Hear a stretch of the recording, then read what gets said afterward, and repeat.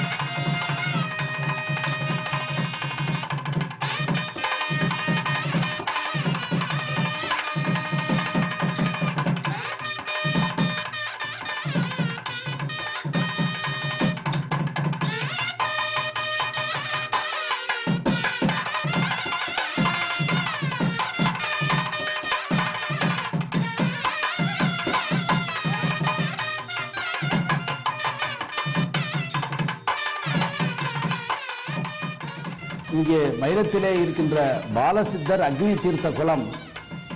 பாலசித்தர் 7ஆம் நூற்றாண்டிலே மயிலத்திலே தவம் இருந்து முருகனுடைய அருள் பெற்றார்கள்.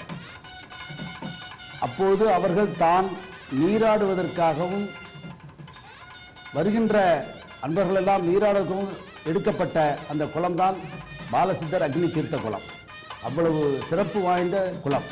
இந்த மயிலத்தில் அந்த பாலசித்தர் அக்னி தீர்த்த குளம் மட்டுமல்ல, 16 தீர்த்தங்குளங்கள் இருப்பதாக 300 ஆண்டுகளுக்கு முன்பு வாழ்ந்த தியாகராய புலவர் என்பவர் பாடியிருக்கின்றார்.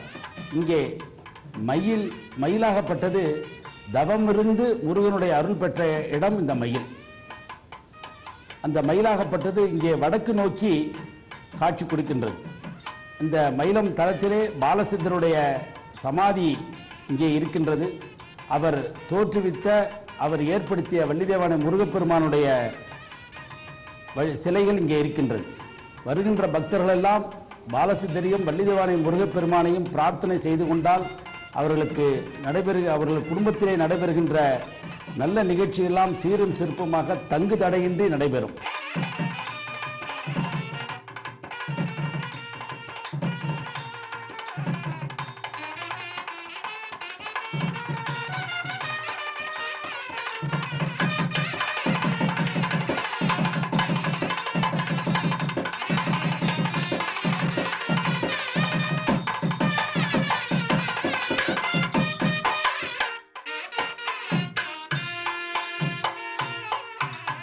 தமிழ் கடவுள் ஆறுமுக பெருமானுக்கு 6 பண்டிகைகள் மிகவும் விசேஷம்.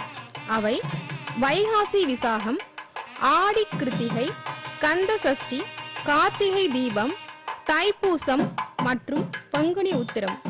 6 பண்டிகைகளுமே அளவற்ற மகிமை கொண்டவையாக அமைந்திருந்தாலும் உத்திராணிய புண்ணிய காலத்தின் தொடக்க மாதமான தை மாதத்தில் வரும் தைப்பூச விழா தனி விசேஷம் பெறுகிறது.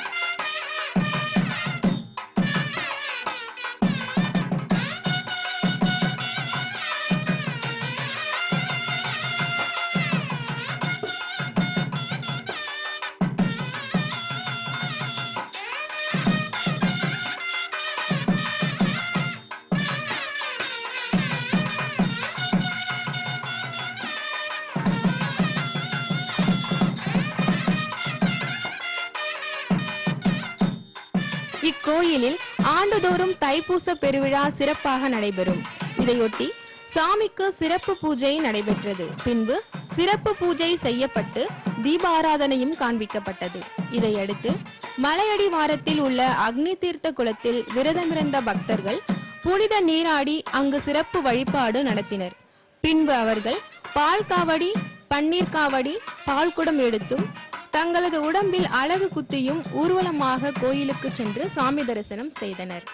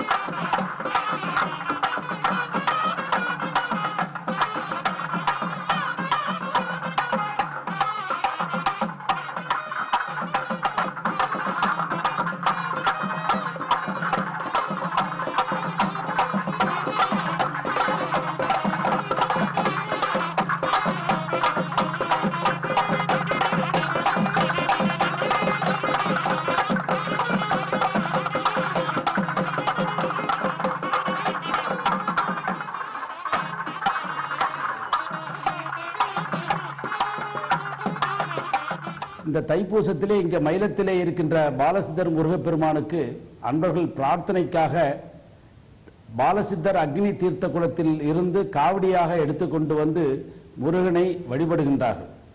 காவடி எடுப்பது என்பது பிரார்த்தனையாக தெரிந்தாலும் மனிதன் தன்னுடைய துக்கங்கள், தன்னுடைய கஷ்டங்கள் எல்லாத்தையும் அந்த காவடியில் எடுத்து அந்த பாலசித்தர் முருகனுடைய பாதங்களில் சமர்ப்பிக்கின்ற போது அவனுக்கு ஒரு பெரிய நிம்மதி கிடைக்கின்றது. வாழ்க்கையில் அதன் உண்மையை, அதனுடைய சிறப்பை அவன் உணர்கின்றான். அந்த வகையிலே சமய அடிப்படையில் பார்த்தாலும் சமுதாய அடிப்படையில் பார்க்கின்ற பொழுது மனிதன் எல்லாரும் நாமெல்லாம் சமம் என்ற ஒரு உயர்ந்த நிலையை ஆன்மீகத்தில் வழியில் இந்த மனிதன் உணர்த்தக்கூடிய இடமாக இந்த திருக்கோயில்களும் திருமணங்களும் அமைந்திருக்கின்றன.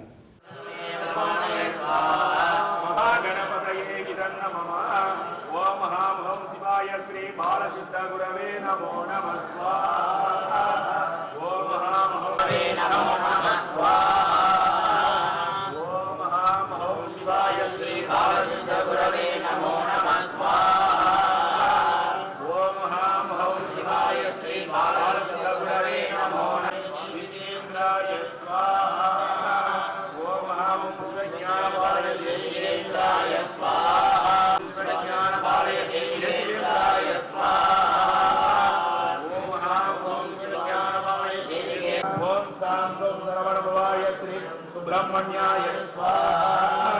ओम कार्तिकेयाय विद्महे वज्रहस्ताय धीमहि तन्नो गन्धः प्रचोदयात् स्वाहा। कार्तिकेयाय गन्धः प्रचोदयात् स्वाहा। कार्तिकेयाय विद्महे वज्रहस्ताय धीमहि तन्नो गन्धः प्रचोदयात् स्वाहा।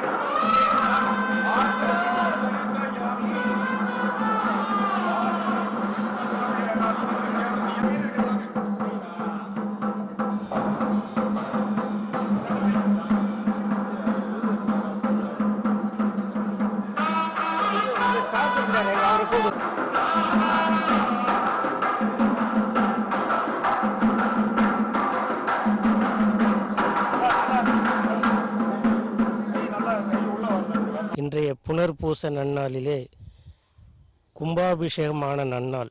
இத்திருமடத்தில் கும்பாபிஷேகமான இந்த நன்னாளிலே 108 சங்கு ஸ்தபனம் செய்து ஹோமங்கள் செய்து அபிஷேக ஆராதனைகள் நடைபெற்றது. அதன் தொடர்ச்சியாக மாலை 1008 சங்காபிஷேகங்கள் சங்கு வைத்து சவணம் செய்து அதற்கு பூஜைகள் செய்து ஹோமங்கள் செய்து தைப்பூச விழாவிலே தைப்பூசம் அன்று மாலை 1008 சங்காபிஷேகம் நடைபெறும்.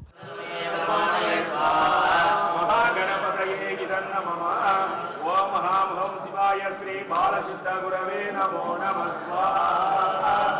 ஓம் மகாமஹோமே நமோ நம ஸ்வாஹா. ஓம் மகாமஹோம் சிவாய ஸ்ரீ பாலசித்த குரவே நமோ நம ஸ்வாஹா. ஓம் மகாமஹோம் சிவாய ஸ்ரீ பாலசித்த குரவே. தைப்பூச நன்னாளான இன்று முருகப்பெருமானுக்கு மிக சிறப்பான முறையில் அபிஷேக ஆராதனைகள் சிறப்பான முறையில் நடைபெற்றது. அதனைத் தொடர்ந்து இரண்டாவது பூஜையாக உச்சிகால பூஜையும் மிக சிறப்பான முறையில் நடைபெற்றது. சாரட்ச பூஜையில் 1008 சங்காபிஷேக பூஜைகள் வேள்விகள் மிகவும் சிறப்பான முறையில் நடைபெற்றது. இந்த தைப்பூச நன்னாள் இடும்பன் அகத்தியருக்காக சிவகிரி சக்திகிரி ஆகிய 2 மலைகளை காவடி வடிவிலே சிவதண்டத்திலே 2 பக்கமும் கட்டி தொங்கவிட்டு கொண்டு வந்த நன்னாளே தை மாசத்தில் பூச நட்சத்திர சிறப்பான நாட்டிலே நடைபெற்றது. அதை நினைவு கூறும் வரையிலே முருகப்பெருமானுக்கு இந்த தைப்பூசத்திலே தை மாதத்திலே வரக்கூடிய பூச நட்சத்திரத்திலே சிறப்பாக அபிஷேக ஆராதனைகள் செய்து பக்தர்கள் காவடி எடுத்து பிரார்த்தனையை செலுத்துகின்றனர். இதற்கிடையிலே முருகப்பெருமான் அம்பிகையினிடத்திலே வேல் வாங்கிய நிகழ்ச்சியும் சக்தி வேலை பெற்ற நிகழ்ச்சியும் இந்த தைப்பூச நன்னாளிலே புராண காலத்திலே நடந்ததாக ஒரு குறிப்பு உண்டு. அதனைத் தொடர்ந்து சக்தியினுடைய அனுகிரகத்துடன் முருகப்பெருமான் சூரபத்மனாகிய அசுரனை அவனுடைய சேனா சைன்யங்களையும் சம்ஹாரம் செய்து தேவர்களை காத்து இந்த பூலோகத்தை அருள்பாலித்து காப்பாற்றியதாக ஒரு புராணம் உண்டு. அதன் வகையிலே முருகப்பெருமான் சக்தி வேலை பெற்ற இடும்பன் காவடியாக சிவகிரி சக்திகிரியை தூக்கி வந்து இறைவனிடத்தில் அகத்தினிடத்தில் செலுத்தி முருகப்பெருமானுடைய அனுகிரகத்தை பெற்ற இந்த தைப்பூச நன்னாளிலே மிகவும் சிறப்பான முறையிலே நடைபெற்றுக் கொண்டிருக்கக்கூடிய இந்த யாக வேள்வியிலே கலந்து கொண்டு பக்தர்கள் எல்லா வளமும் பெற்று வாழ வேண்டி முருகனை பிரார்த்திக்கிறேன்.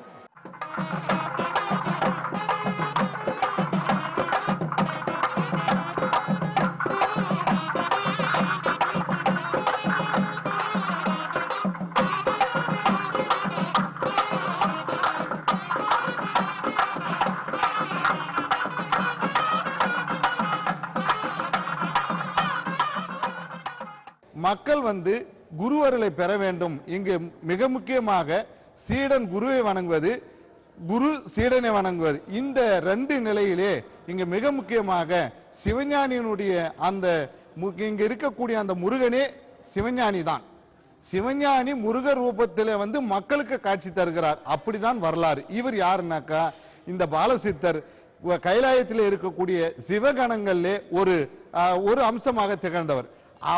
அவர்தான் இங்கே மனித ரூபமாக காட்சி தருகிறார் என்பதாக சிவபிரகாச சுவாமிகள் 7ஆம் நூற்றாண்டிலே 17ஆம் நூற்றாண்டிலே தன்னுடைய பாடல்கள் வரிகளில் எல்லாம் எங்கு எடுத்தாலும் அந்த சிவனே இங்கு சிவஞானியாக காட்சி தருகிறான் என்பதாகவும் முருக ரூபமே சிவஞானி தான் முருகனாக காட்சி தருகிறான் என்பதை இங்கு மிக சிறப்பாக அந்த 5 நூல்களில் சிவஞான பாளைய சாமிகள் நெஞ்சுவிடு தூது என்ற அந்த நூல்கள்லாம் அவர்கள் 17ஆம் நூற்றாண்டிலே அவர்கள் படைத்திருக்கிறார்கள்.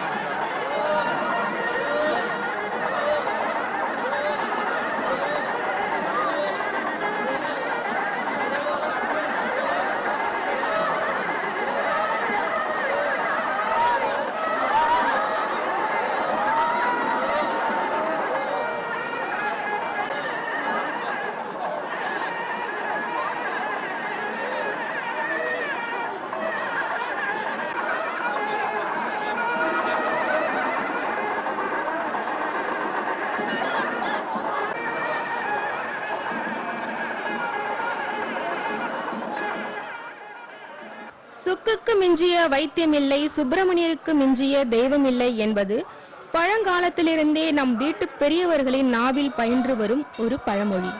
சாமிக்கு பால், தயிர், இளநீர், பன்னீர், சந்தனம், தேன், விபூதி உள்பட பல்வேறு வகையான பொருட்களை கொண்டு அபிஷேகம் நடத்தப்பட்டது.